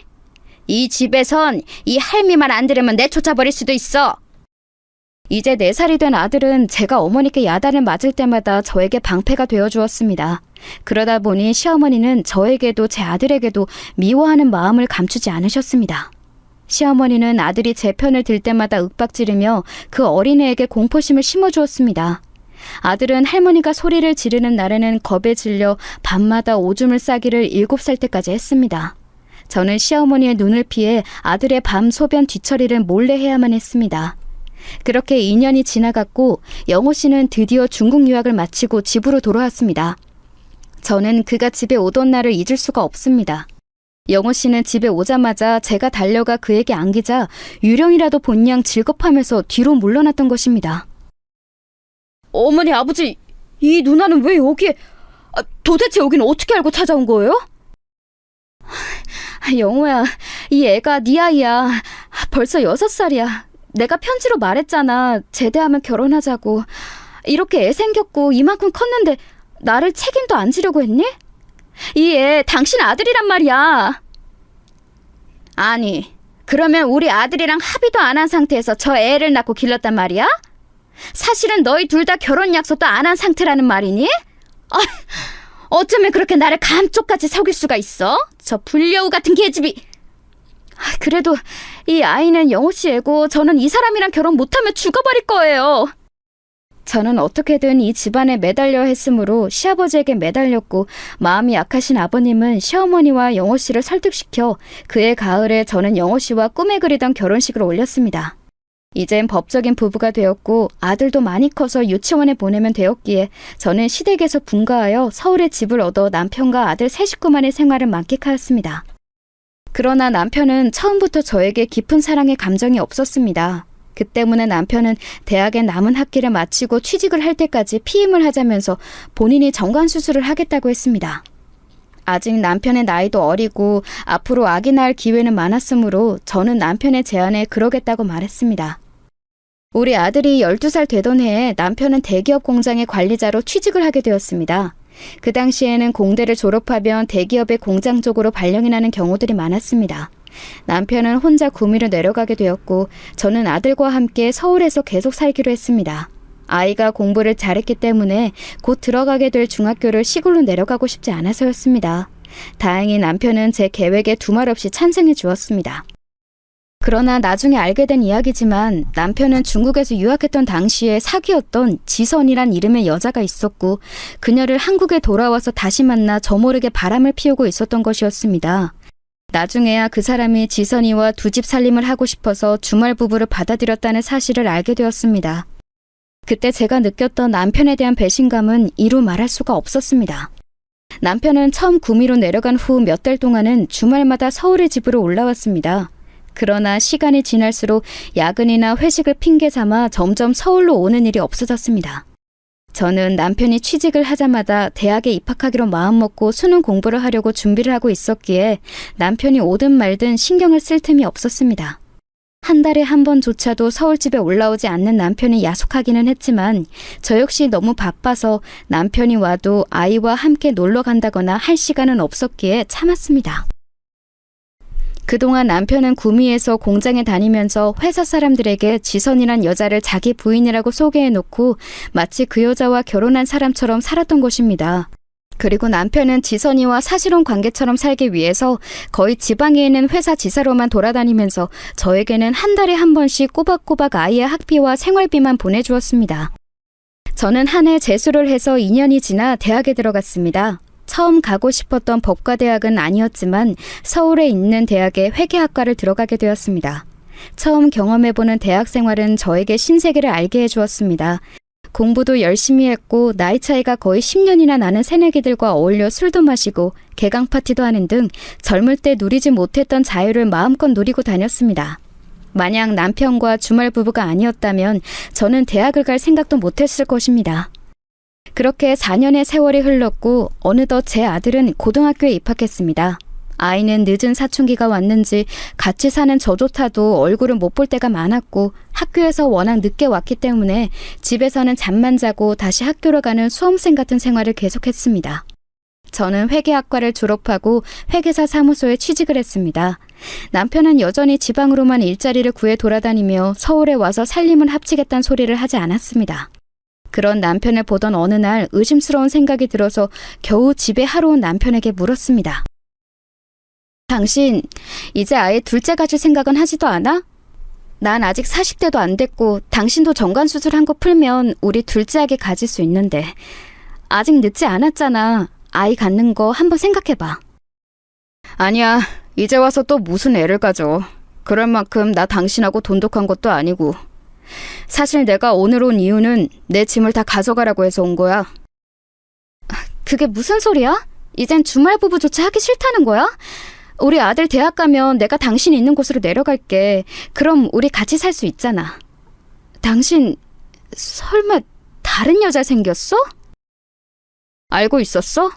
당신한텐 미안하게 생각해. 하지만 난 당신보다 그 여자가 더 좋아. 애를 가질 수 없어도 좋다고 했고 그 여자는 나를 믿고 따라줘. 그리고 당신과의 첫 만남이 나에겐 원해서 했던 것도 아니고 아들이 생겨서 결혼한 거나 마찬가지 아니야? 이제 애도 거의 다 컸고 하니까 우리 갈라서자. 그게 무슨 소리야? 이제껏 나를 속인 거야? 싫어. 나 절대로 이혼 못해. 내 눈에 흙이 들어가기 전까진 당신은 나 못 벗어나. 그날 처음으로 남편은 제 뺨을 때렸습니다. 그러면서 저한테 거머리 같은 여자라고 욕하고 소리를 질렀습니다. 저는 너무 어이가 없고 믿을 수가 없는 남편의 돌발 행동에 쇼크를 받아 정신을 잃었습니다. 그러나 남편은 쓰러진 저를 아무 처치조차 하지 않고 내버려둔 채 서울집에서 자기 옷을 전부 챙겨가지고 지방으로 내려가 버렸습니다. 지선이란 그년에게 간 것이겠죠. 저는 정신을 차린 다음 날 득달같이 남편을 따라 그의 집에 있는 지방에 내려갔습니다. 그 집에서 지선이란 그 여자를 처음 만났을 때의 쇼크는 이루 말할 수가 없었습니다. 그 여자 역시 저의 존재에 대해 전혀 알지 못하는 듯 했습니다. 제가 미친 듯이 남편 집에 벨을 눌러대자 짜증 가득한 얼굴로 문을 열어준 그녀가 물었습니다. 아줌마, 누구예요? 나 영호 씨 부인이야. 그러는 니녀는 누구야? 도대체 우리 영호 씨랑 얼마나 오래된 사이야? 너 이거 바람이야. 알기나 해? 나랑 영호 씨 사이엔 고등학생 아들도 있다고! 내가 악다구니를 쓰자 지선이란 여자도 충격을 받은 모양이었습니다. 그녀는 당장 회사에 있는 영호 씨에게 전화를 걸어 사실을 추궁했습니다. 자기야, 지금 이상한 여자 하나가 와서 나한테 환양년이라고 하고 자기가 본처라는데 이게 뭐야? 당신 그래서 계속 혼인신고 미루자고 하던 거였어? 쿨한 부부관계에 호적 정리가 필요 없다며. 난 당신이 쿨한 사람이라 그런 줄 알았어. 이게 무슨 일이야? 뭐라고? 아니 그 여자가 왜 우리 집에 와? 알았어 자기야, 내가 금방 가서 그 여자 쫓아내줄게. 기다려. 여러분, 이런 상황이 이해가 가시나요? 세상에 적반하장도 이런 적반하장이 어디에 있겠습니까? 누가 뭐래도 호적상 제가 확실한 본처이고 지선이란 여는 상간녀인데도 불구하고 결국 그 집에서 쫓겨난 것은 저였습니다. 저는 너무 기가 막히고 어이가 없었습니다. 틀림없이 근무 시간인데도 남편은 지선이를 지키고 저를 쫓아내겠다면서 팔을 걷어붙이고 집으로 찾아오는 게 아니겠어요? 그리고는 양심도 없이 제 눈앞에서 사태질을 해가며 소리를 지르는 것이었습니다. 여기가 어디라고 당신이 이 집에 와? 어서 나가! 못 나가겠다면 나 경찰 부를 거야. 어서 나가지 못해? 우리 지선이한테 손끝 하나라도 대면 당신 내가 고발할 거야. 뭐라고? 당신 뭘 믿고 그렇게 기세가 등등해? 내가 본처야. 저 여자는 상간녀라고. 이쯤 되면 미안하다는 말이라도 한 번 해야 하지 않아? 미안한 거랑은 별개지. 내가 당신 존재 자체를 지선이한테 숨긴 이유가 뭔지 알아? 사실을 알면 당신 성격에 지선이 해코지하러 올까봐 그랬던 거야. 지금처럼. 그러니 썩 나가. 그리고 다신 찾아오지 마. 내가 이혼서를 보낼 때까지 우리 만나지 말자. 웃기지 마. 내가 여기서 나가도 당신이랑 이혼은 절대 안 해줘. 그것만은 용서 못해. 나와 우리 아들을 두고 잘못한 사람도 당신이야. 그러니 내가 죽어도 전현이랑 혼인신고하는 꼴은 못 봐. 살면서 한 번도 저에게는 보여주지 않았던 남편의 지선이를 향한 살갑고도 저에 대한 가혹한 행동에 저는 두 손을 들고 순순히 그 집을 나올 수밖에 없었습니다. 남편에게 힘으로 붙들려 그 집을 나오면서 저는 눈이 퉁퉁 붓도록 울었습니다. 남편을 믿고 살아온 날들이 너무 억울했고 남편이 한없이 미워서 견딜 수가 없었습니다. 저는 그 집에서 쫓겨나오면서 남편이 무슨 짓을 하든지 절대 이혼만은 동의하지 않겠다고 다시 한번 결심했습니다. 집에 돌아와서 저는 아들을 불러놓고 그날 낮에 남편에게 당한 일을 전부 말해주고 울면서 아들을 끌어안았습니다. 아들, 이제 너한테 아버지는 없는 거야. 난 절대 네 아버지랑 이혼은 하지 않을 거지만 아버진 다시 이 집을 찾아오지 않을 거야. 미안하다, 엄마 때문에. 괜찮아, 엄마. 나 그 사람이 아버지라는 걸 실감 못하고 살았어. 있던 없던 별로 나한테는 상관없어. 그것보다 난 엄마만 옆에 있으면 돼. 이런 일이 있다고 실망하지 말고 우리 둘이서라도 잘 살아가면 돼요, 엄마. 아들은 제 말을 듣고는 오히려 저를 위로해주는 것이 아니겠어요? 언제 이만큼 컸는지 그 애가 너무 든든하고 의지가 되는 것이었습니다. 그 후로 저는 아들과 강북에서 강남으로 이사를 갔고 남편이 줄기차게 보내는 전화, 문자와 내용 증명 등을 싹 무시하기로 마음먹었습니다. 그렇게 남편은 제 안에서 가슴 한쪽에 상처로 남아있는 사람이 되었습니다. 잊으려고 노력했어도 잊혀지지 않고 그렇다고 완전히 무시해버릴 수도 없는 딱 그런 무게의 사람이 되었습니다. 그렇게 세월은 흘렀고 10년 전에 저는 남편의 부고장을 받았습니다. 남편은 저를 버리고 두 집 살림을 했었던 그 지선이란 여자와 나란히 집에서 극단적 선택을 했다고 그의 부모님이 말하더군요. 남편의 어머니는 그제서야 저에게 미안했는지 전화를 해서 제게 사과를 하시더라고요. 미안하다. 그 지선이란 여자를 믿는 게 아니었어. 내가 너한테 못할 짓을 많이 했다. 미안하다. 우리 영호가 그 지선이란 요망한 것을 만나지 않고 너랑 잘 살게 놔뒀어야 하는 건데. 아니요, 어머니, 됐어요. 저는 남편이 저와 아들을 버리고 그 여자를 선택한 것만 후회했으면 더 바랄 게 없습니다. 어머니까지 제게 사과하실 필요 없으세요. 그럼 잘 지내세요. 그 사람이 죽었으니 이제 더 이상 만날 일도 없겠네요. 그렇게 말하고 제가 전화를 끊으려고 한 순간 어머니는 저에게 터져나오듯 마지막 진실을 말씀하셨습니다. 잠깐만! 그 애가 죽기 전까지 가지고 있던 일기장을 너한테 유품으로 남겼어. 그러니 그 애의 마지막 유언이라 생각하고 그걸 가져가주면 안 될까? 비참하게 죽어갔던 그 애의 마지막 소원이었어. 그러니 꼭 빠른 시일 내로 대전집으로 와서 이 일기장 가져가렴. 아니요, 저 그 물건 안 받겠습니다. 그 사람이 남긴 건 뭐가 됐든 이제 제게 의미가 없어요. 남편의 유품은 어떻게 처리하든 어머니 마음대로 하세요. 저는 이 말을 끝으로 어머니의 전화를 끊었습니다. 비록 별거하며 남처럼 살았지만 남편의 죽음은 제게 큰 충격이었습니다. 남편을 사랑한 시절이 있었기에 그 때문에 눈물을 흘렸지만 시어머니 앞에서는 애써 덤덤한 척했습니다. 별거를 10년째 하고 있는 남편의 죽음으로 제가 슬퍼하고 있다는 것을 알리기도 싫었고, 제가 마음 약해진 틈을 타서 사별한 남편의 가족으로서 저와 제 아들과 어떻게든 연결되려는 시어머니의 속셈이 보였기 때문이었습니다. 그 후에도 남편의 어머니는 제게 몇 번 전화를 더 했었지만 저는 그 전화를 받지 않았고, 제 냉정한 태도에 지친 것인지 그 뒤로는 제게 연락 한 번도 하지 않으셨습니다. 남편의 부고 소식을 들은 지 며칠 후 저에게는 소포가 하나 왔습니다.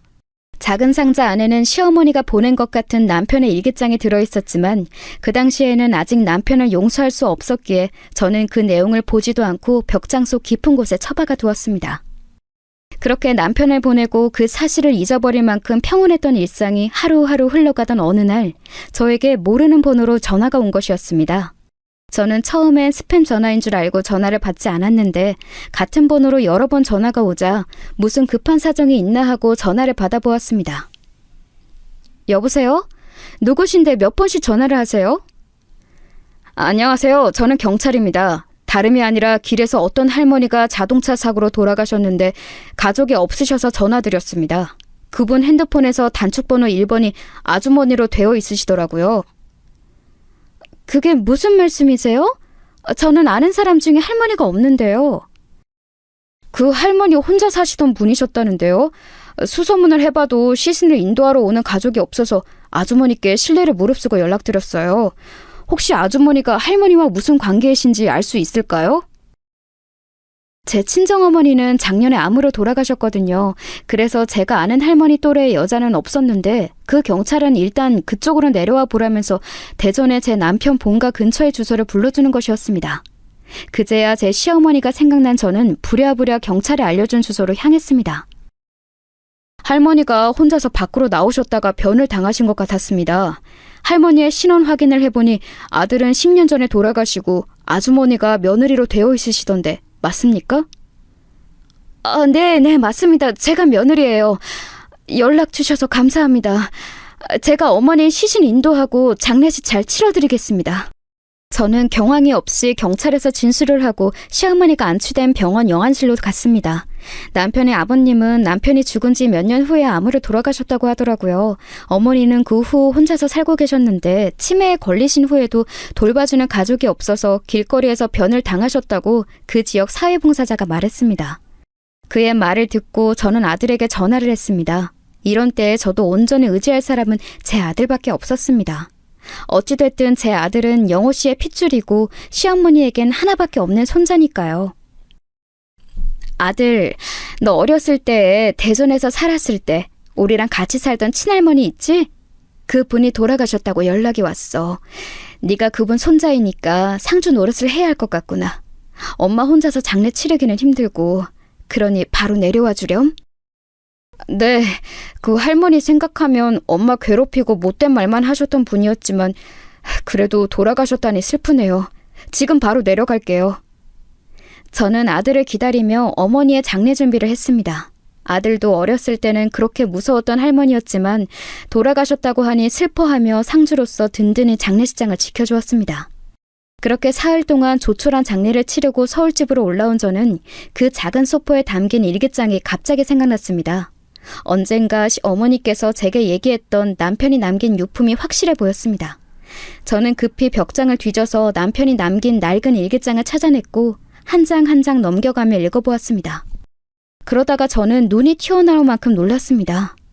그 일기장에는 지선이란 여자가 다른 남자와 바람이 났고 그것을 알게 된 남편이 괴로워하다 결국 두 사람이 나란히 세상을 등지게 된 사건의 전말이 들어있었습니다. 남편은 매일 일기를 꼼꼼히 남기지는 않았지만 일기장의 처음 부분에는 상간녀 지선이와 행복하게 살았다는 내용이 묘사되어 있었습니다. 그 부분을 읽으면서 저는 분노로 새삼스레 주먹을 불끈 쥐었습니다. 지선이를 옹호하며 저를 때려서 내쫓던 남편의 마지막 모습이 생생하게 다시 기억이 났기 때문이었습니다. 그러다가 일기장의 내용이 점점 부정적인 말들로 변해간 것은 남편이 죽기 1년 전쯤, 즉 지금으로부터 11년 전이었습니다. 남편은 어느 날 우연히 지선이 남편을 배신하고 바람을 피우고 있음을 알게 되었다고 일기장에는 적혀 있습니다. 아무래도 지선이가 나 몰래 다른 놈을 만나고 있는 것 같다는 의심을 지울 수가 없다. 사랑하는 여자를 의심해 하다니 죽기보다 괴롭지만 그보다도 내 옆에 잠들어 있는 지선이가 너무나도 밉고 가증스럽게 느껴진다. 내일은 흥신소에 의뢰해서 지선이가 만나는 놈이 정확히 어떤 놈인지 알아봐야겠다. 그 놈의 납작을 정확히 보지 않고는 도저히 견딜 수가 없다. 저는 남편의 일기장을 읽다가 소스라치게 놀랐고 역겨운 구토가 올라오는 것을 참을 수가 없었습니다. 그 나쁜 년은 남의 남편을 빼앗아갔으며 끝까지 잘 지낼 것이지 결국은 제 남편도 배신하고 바람을 피운 것이었습니다. 저는 얼른 다음 페이지를 펼쳐 읽어보았습니다. 남편의 분노가 생생히 느껴지는 구절이었습니다. 지선이가 몰래 만나고 있는 놈이 누구인지 알았다. 나보다 훨씬 못생기고 직업도 별 볼 일 없는 놈이다. 그러나 지선이가 나랑 있을 때와는 다르게 그놈에게 보여주는 눈빛은 정말 사랑에 빠진 여자의 그것이다. 나는 이 눈빛을 안다. 바로 내 전 아내가 내게 보였던 눈빛이었으니까.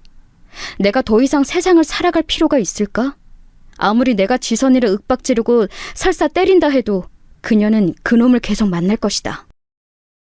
남편 몰래 바람을 피우던 지선의 실체가 드러나자 남편의 의심은 확신이 되어 그 상간녀를 구박하며 때리기까지 했었다는 것이었습니다. 그러다가 죽기 몇 달 전부터 남편은 상간녀가 남편의 이름으로 생명보험을 5건이나 들어놓는 사실을 알았다고 했습니다. 지선이가 나를 죽이려고 하는 것이 틀림없다. 한 달 사이에 생명보험을 5개나 새로 들었다. 나를 죽이고 그놈에게 가서 내 사망보험금으로 보란듯이 잘 먹고 잘 살겠지? 내가 그 꼴을 순순히 볼 거라고 생각하나? 내가 죽더라도 지선이만큼은 데리고 같이 죽을 것이다. 이렇게 될 줄 알았다면 아내에게 더 잘해줄걸. 애초에 지선이와 빨리 헤어지고 가정으로 돌아갔더라면 이런 꼴을 보고 살지도 않았을 것인데 내가 지은 죄가 너무 많아서 이제 벌을 받는 건지도 모른다. 아내를 배신하고 바람이 난 나는 벌을 받아 마땅한 놈이지만 죄 없는 내 아내와 하나뿐인 아들을 위해서 나는 내 재산을 모두 처분해서 내 본가의 뒷산에 묻어둔다. 그렇게 일기를 남긴 몇 주 후에 남편은 지선이와 크게 다투고 나서 남편에게서 도망치려던 지선을 살던 아파트 18층에서 밀어 떨어뜨리고 남편은 미리 준비해둔 독극물을 먹고 자살을 선택했다고 그 당시에 사건을 수사했던 경찰서에서 확인한 내용을 그랬습니다. 그 이후에 일기장에 적힌 필체가 다른 한 장의 짧은 글을 발견했습니다. 아마도 내용으로 보아서 시어머니가 제게 남긴 마지막 유언인 듯 했습니다. 아가야, 같이 살고 있을 때에 너에게 아가라고 불러본 적이 한 번도 없는 것 같구나. 미안하다. 네 남편은 그 지선이란 년이 죽인 거나 마찬가지야. 그녀는 바람을 피운 걸로도 모자라서 내 아들을 죽이고 거액의 보험금을 타려고 했던 모양이지만 내 아들이 지선이의 교활한 계획을 눈치채고 선수를 쳤던 것 같구나. 나 역시 사건의 전말은 이 일기장을 읽은 정도밖에 알 길이 없으니 내 아들과 그 바람난 년 중 누가 먼저 죽었는지 알 길은 없구나. 그 보험금은 나에게 돌아왔단다. 하지만 내가 이제 더 길게 살아봐야 10년이겠지. 아들을 죽여서 얻은 이 돈을 나는 쓸 수도 없고 쓰고 싶지도 않단다. 나는 그것을 집 뒷산의 항아리에 묻어놓았어. 그러니 만약 내가 죽으면 네가 이 돈을 찾아서 내 손주를 위해 써주기를 바란다. 세상에, 저는 눈물을 흘릴 수밖에 없었습니다. 10년 전 그날 어머니가 제게 하고 싶었던 말은 바로 이것이었나 봅니다. 만약 10년 전 제가 남편의 일기장을 받고 시어머니와 시아버지를 모시게 되었다면 어머니가 길에서 자동차 사고로 무참히 돌아가시지는 않았을 것입니다. 저는 어머니가 돌아가신 후 너무나 이기적이고 냉정했던 그때의 제 행동을 후회했고 반성했습니다. 다음날 저는 대전으로 다시 내려가 시덕 뒤에 있는 작은 야산에 올랐습니다. 일기장에 그려진 지도대로 커다란 느티나무 밑을 파자 김장독이 하나 나왔고 그곳에는 김장 비닐에 쌓인 돈다발이 쏟아져 나왔습니다. 그 돈을 큰 가방 속에 담아온 저는 집에 도착해서 돈을 세어봤더니 대략 10억 정도 되었습니다. 며칠을 이 돈을 두고 무엇을 할까 하고 생각한 끝에 저는 아들을 불러 이 놀라운 사실을 알리기로 했습니다. 제 부름에 제 방에 온 아들은 돈이 가득 든 가방을 보고 헉! 하고 숨을 몰아쉬었습니다. 아들, 네 아버지가 죽기 전에 써두었던 일기장을 보니까 네 아빠는 엄마를 버리고 상간녀와 끝까지 행복하게 살지 못했고 반대로 그 여자에게 배신을 당했다는 것을 알게 되었어. 그리고 아버지는 아마 그 바람남 여자와 함께 세상을 떠나기로 마음먹은 모양이야. 그 사실을 알고 나서 엄마는 하늘이 무너지는 것 같았지만 너에게 말하면 더 큰 충격을 받을까 싶어서 그동안 말을 안 하고 있었어. 그런데 엄마가 곰곰이 생각해 본 결과 너도 아버지 유품인 이 일기장을 읽어볼 권리가 있는 것 같아. 이걸 보고 이 돈들을 어찌할지는 엄마에게 맡겨주렴. 아들은 옛날에 묻었던 아버지의 죽음이 완전히 기억과는 다르게 거론되는 것에 흠칫했지만 곧 평정심을 되찾고 말했습니다. 네, 어머니, 저도 어릴 적 기억 속의 그 할머니는 무서웠지만 아버지도 할머니도 얼굴 한 번도 못 뵙고 돌아가셨다니 조금은 슬프네요. 그 두 사람이 어머니에게 조금만 더 잘 대해주셨다면 사는 동안 한 번도 안 볼 이유는 없었을 텐데 말이에요. 너무 아쉽네요, 어머니. 그래, 엄마도 그렇게 생각해. 그러니 이 엄마는 네가 데려온 여자친구 절대 반대하지 않는다. 난 네 선택을 존중하고 그에 대한 책임을 지는 것도 너야. 그러니까 그 애와 결혼하면 되도록 싸우지 말고 잘 맞춰가면서 행복하게 살았으면 좋겠구나. 네, 어머니, 말씀 명심할게요. 감사해요. 저를 계속 돌봐주시고 사랑해주신 점이요. 저는 그 사실을 당연하다 생각하지 않아요. 저를 버린 아버지를 생각하면 전 어머니께 너무 감사해요. 아니야, 부모로서 당연한 일이지. 난 너를 선택해서 낳았고 내가 죽을 때까지 책임지기로 어린 너와 약속했으니까. 저희 아들은 명문대학교를 우수한 성적으로 졸업하고 대기업에 입사했습니다. 아들 자랑을 하려는 건 아닙니다만 제 아들이 본래 성실한 것이 장점이거든요. 입사하고 나서 남들보다 배로 노력했던 아들은 다른 동기들보다 빨리 승진하여 지금 30 중반의 나이에 과장이 되었습니다. 그리고 사내에서 사귀던 여자와 올해 가을쯤 결혼을 하겠다고 하더군요. 저는 아들이 선택한 여자니 존중해 주려고 합니다. 그리고 계속 보다 보니 며느리 될 아이도 예쁘고요. 저는 그 돈으로 아들 내외에게 서울에 집을 마련해주고 결혼 자금으로 쓸 생각입니다. 물론 제가 아들을 위해 따로 모아둔 것도 있지만 저는 이 돈을 죽은 남편이 남긴 마지막 양심이라 생각하기로 했습니다.